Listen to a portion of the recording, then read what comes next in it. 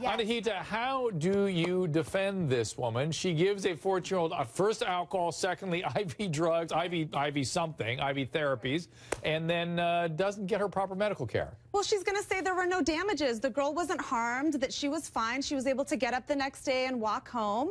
And Dr. Drew, if you were my expert physician on this case, I would ask you, doctor, is it not true that if she went to the emergency room, that this is the same type of treatment that this girl would get? She would be given an IV, correct? Where counselor, she'd be giving an IV, and she could be getting something called a banana bag, which is IV fluid resuscitation, thiamine, magnesium, maybe B12, other sorts of multivitamins in order to try to resuscitate what is depleted by the alcohol. But then if she's unconscious, you can easily aspirate or stop breathing. So the other thing that would happen is you'd get an assessment to make sure that she wasn't going to die, which she could easily.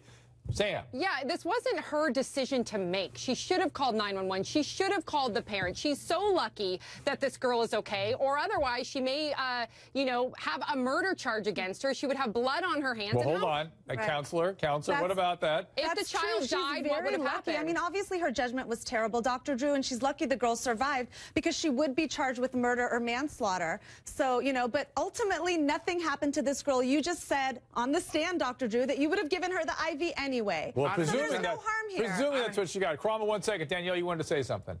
I think this is indicative of something I saw a lot growing up, where parents they want their kids to be popular, and they have poor judgment, and they can't say no. They want the kids to be popular, and the parents want to be popular. Cromwell. Anahita, I'm just going to say, you kept on saying there's no damage to this little girl. There's a lot of mental damage that this little girl has to go through. The fact that she was at a party underage and had this woman do this to her, there is damage there. And so I want to talk about that. Well, not only that.